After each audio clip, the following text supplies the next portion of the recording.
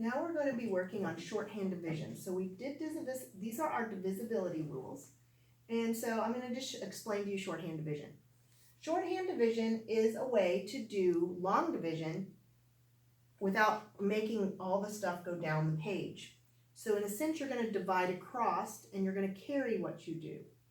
This is one of the divisions you can somewhat do in your head if you want to, but you don't have to. You can write things down. For the sake of explanation, I'm going to write it down so you see what it is that we're doing. I have created some problems that meet all of the rules here on the board. I did not do 1 or 10, but I did everything else. So if we look here at number 4, these are just in random order.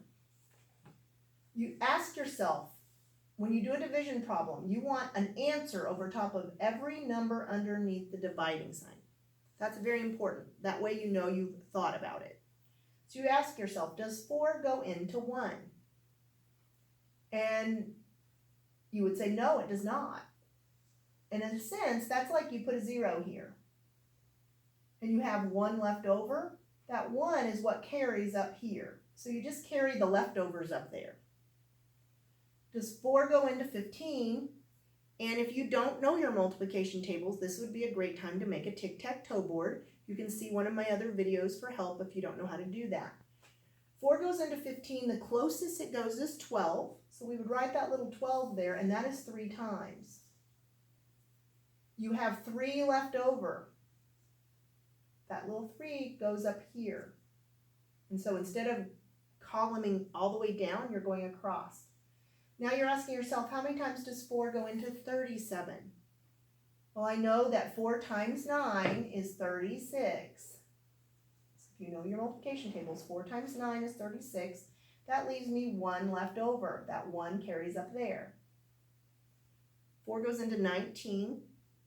4 times 4 is 16. That's the closest, so I put a 16. That leaves me 3. That 3 goes up here. 4 goes into 34 8 times, because 8 times 4 is 32. I have 2 left over. That goes up here. 4 goes into 24 and even 6 times, because remember we made it so that that would come out even. We followed the rules. 3, I just made you a small 3. 3 is my favorite one to demonstrate because 3s are easy. But does 3 go into 1?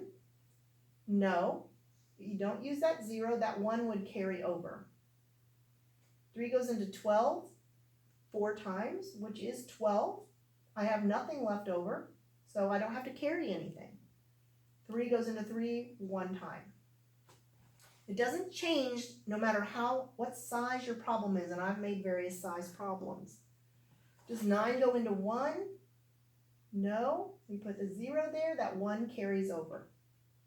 9 goes into 12 1 time, which is 9. And that leaves me 3 left over. That 3 carries. 9 goes into 33. The closest it can do is 27, which is 9 times 3, which is 27. I subtract, and I get a 6. You need to borrow. You do that.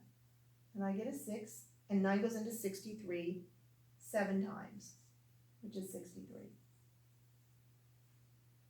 And you get nothing left over. If you would happen to get a leftover, it would be either a remainder or it could be written as a fraction.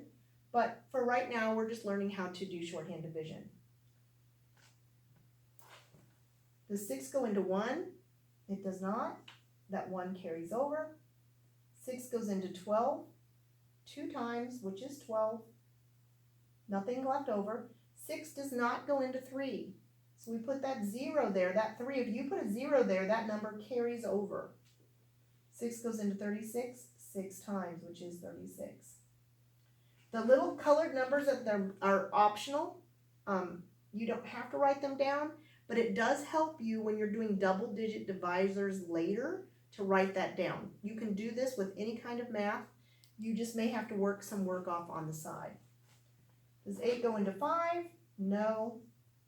That 5 carries over. 8 goes into 57. 8 times 7 is 56. That's my favorite question to ask everybody. I have a remainder of 1. 8 goes into 18 2 times, which is 16. I have a remainder of 2. 8 goes into 28 3 times, which is 24. Have a remainder of 4. 8 goes into 48 6 times. And I have a few more over here. 2 goes into 4 2 times. Sometimes it does go into the first number. All of those did not. 2 goes into, there's nothing left over because that is 4. 2 goes into 7 3 times, which makes that 6. So I have a remainder of 1. 2 goes into 15 7 times, which is 14. I have a remainder of 1. 2 goes into 16 8 times, and that's 16, and I'm nothing, and 2 goes into 8 4 times.